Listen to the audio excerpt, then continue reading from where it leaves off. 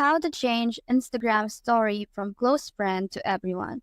Now all we have to do is to tap on our story right here and click on camera. Now once we're on camera, we just have to capture one video or a picture as well. Let's say a video right here.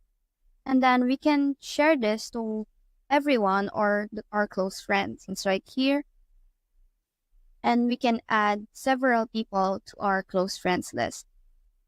Once that's done, we just have to share. And we will be able to see our Instagram story that is catered only to our close friends. However, if we want to change our Instagram story from close friends to everyone, all we have to do is to tap on our story right here, click on this more, and then click on story settings. Now we just have to click on this close friends right here.